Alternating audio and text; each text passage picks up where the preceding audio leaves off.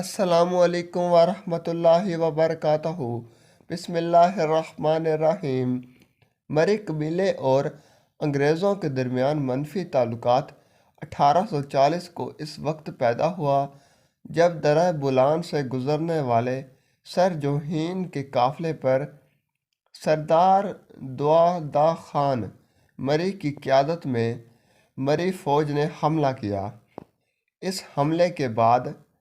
انگریزی فوج کا جنرل لیویس برآن نے مری قبیلے کا مرکز کاہان پر حملہ کرنے کے لیے فورس تشکیل دیا اور انہیں کاہان میں نفسق کے مقام پر مری قبیلے سے ٹکراؤ ہوا۔ یہ علاقہ جو کہ بہت زیادہ گرم تھا، جس کے باعث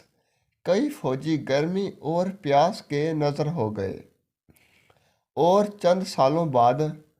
انگریز کابان قلعے پر قبضہ کرنے میں کامیاب رہے، لیکن کاہان کے قلعے کے لیے ساز و سامان پہنچانے والے فوجیوں پر اکثر حملے ہوتے رہے۔ مری سردار کے قلعے پر قبضہ کرنے کے بعد 5 ماہ تک قلعے میں محصور رہنے اور مدد کو آنے والی تمام رسد اور فوجوں کا مری قبیلوں کے ہاتھوں تباہی کے بعد بالآخر انگریز نے سردار دعا خان مری کے ساتھ قلعہ خالی کرنے اور جان بخشی کا معاہدہ کیا، اور اس کے بعد بھی مری اور انگریز کے درمیان کئی چھوٹے بڑے حملے ہوتے رہے۔ جب سردار خیر بخش مری اول 1902 کو مری قبیلے کا سردار منتخب ہوا اور سردار خیر بخش اول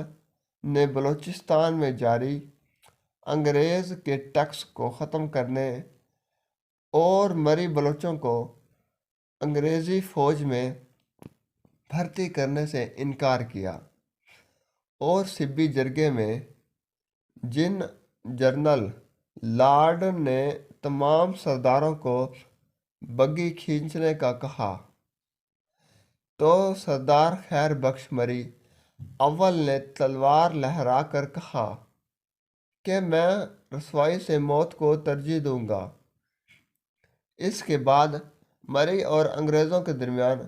کشیدگی بڑھ گئی اور سردار کے حکم پر مری قبیلے کے جنگجوؤں نے گنبد میں انگریز کے قلعے پر حملہ کیا اور چند مہینوں 1918 کو ہڑپ کے مقام پر مری اور انگریزی اپریل 4 بعد فوج کا وار ہوا۔ اس حملے میں مری قبیلے کے کئی بہادر سبروت، جن میں 3 سکے بھائی حدادات مری بیغر، مری نال نہال مری اور شاہان مری سمیت کئی نوجوان شہید ہوئے۔ اس جنگ سے انگریز اتنے متاثر ہوئے کہ برطانیہ نے اس جنگ کو اپنی وار کورس میں شامل کیا۔ اس کے بعد مری قبیلہ اور انگریزوں کے درمیان ایک معاہدہ طے ہوا اور انگریزوں نے مری قبیلے میں جاری ٹیکس اور کچھ علاقوں میں قبضے کو ختم کر دیا۔